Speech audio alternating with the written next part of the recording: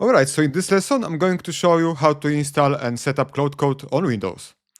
If you are on a Mac, you can skip this lesson and watch the previous one instead. So the first thing we need to do is open up our browser and head over to the Cloud Code documentation page. I'm going to leave a link to this page in the resources section of this lesson. Now, when you scroll down a little bit, we can see the installation instructions for different operating systems. We've got macOS, Linux, and then Windows. And for Windows, we can see there is a PowerShell command that we need to run. Alright, so let's do it. Let's copy this command. And now let's open up PowerShell on our computer. We can do that by just typing PowerShell into the Windows search bar.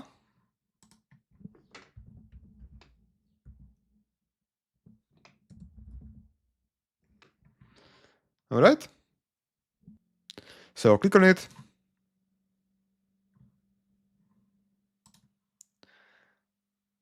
Once PowerShell is open, let's paste in that command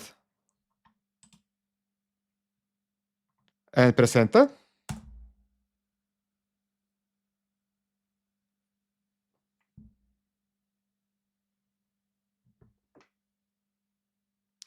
As you can see, setting up Cloud Code, installing Cloud Code native build latest, so the latest version. So it's going to start installing Cloud Code on our system. So let's wait a moment.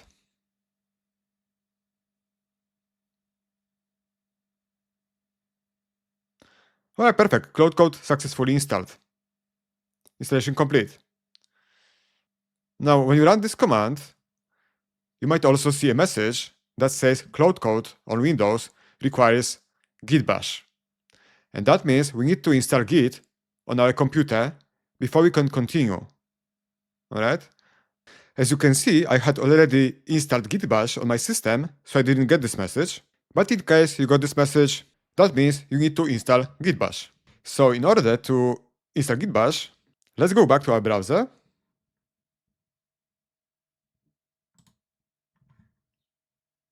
And search for install Git.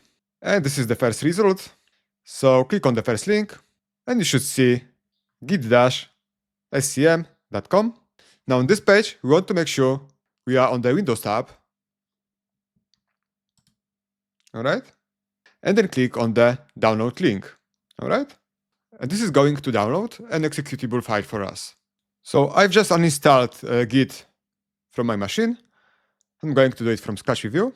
Now, once that file has finished downloading, let's click on it to start the installation. Now, for most of this, we are just going to leave the default settings and click Next. Alright, this message just means that Git was installed on this computer before. I need to click Yes, so the installer will replace the old files with the new version. Alright. Now the installation location, so leave it as default and click Next.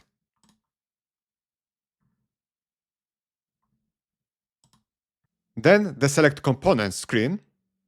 So the default checkboxes are already checked, which is fine, but I would also recommend checking these additional options. So add a desktop icon, check daily for updates,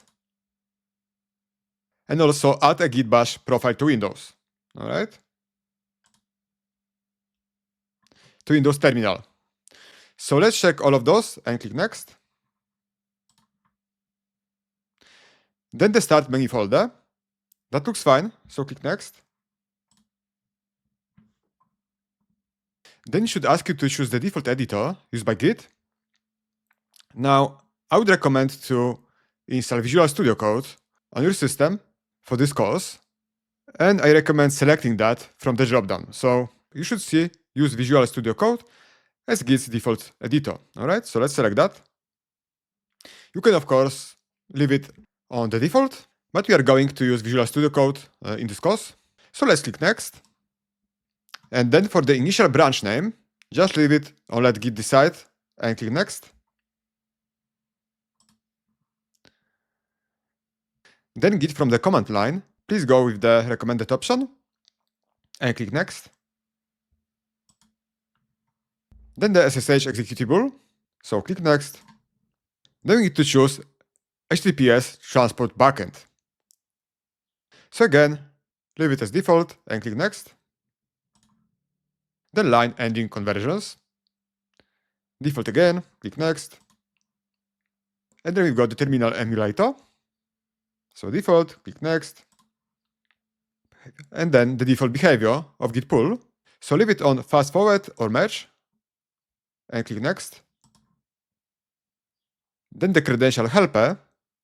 Default again, click next. And then the extra options. Just leave it as default and click install. And now the installation is running.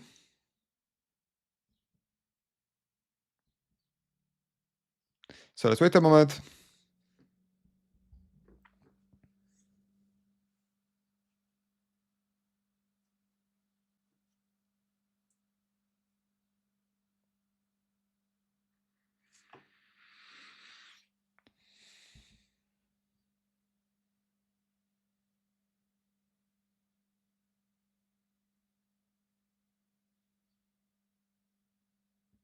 Once it's finished, we'll see the completion screen. Now let's check git bash, launch git bash, and uncheck this option, view release nodes. All right? And then click finish.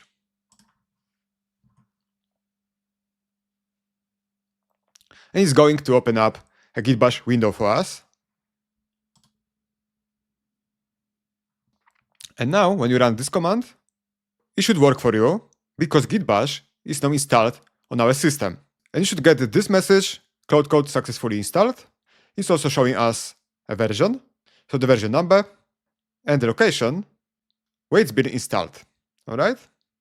Now there is one more thing we need to do. You might see a message saying that a certain path needs to be added to your system path. All right? So if you see that, so please copy this path.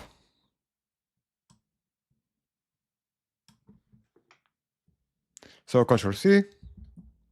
Then search for environment variables in the Windows search bar. Then click on Edit the system environment variables. Click on Environment Variables right here. Then find path variable, so this one. Click on Edit. Just double click. Ctrl-V. And click OK. Perfect. And once again, click on OK. And OK. So just close everything. And now let's close this window and open a fresh PowerShell.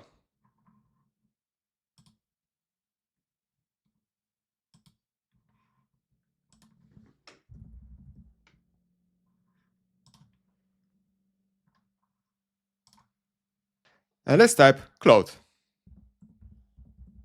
And press Enter.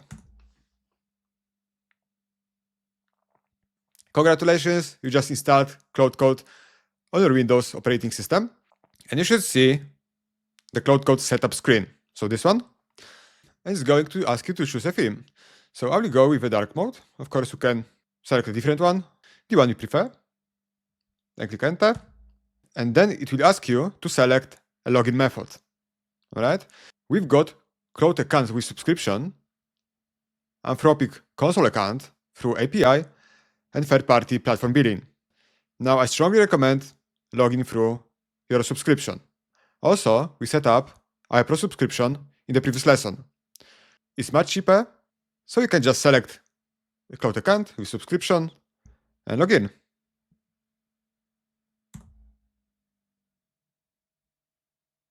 Just please log in to your account. Just please log in to your account and you are ready to go. Just click Authorize to confirm, and that's it.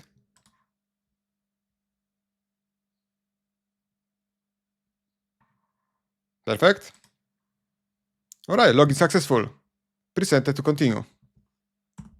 Now what we've done is we've basically set up a Cloud Code on our computer. That might not sound like a big deal because you're probably used to chatting with AI in a browser like Claude on Claude.ai or ChatGPT. But the difference is that this one isn't just chatting. It's connected to your actual files and folders. It can create things, change things, and also move things around. Run commands. So a lot of stuff all on your release system. And that's what makes Cloud Code so much powerful than just using a regular chatbot. We are going to explore all of that step by step as we go through the course. You can also run Cloud Code on Windows through command prompt. Alright? Just type Cloud to start a session. As you can see. Alright, great. Thanks for watching, and I will see you in the next lesson.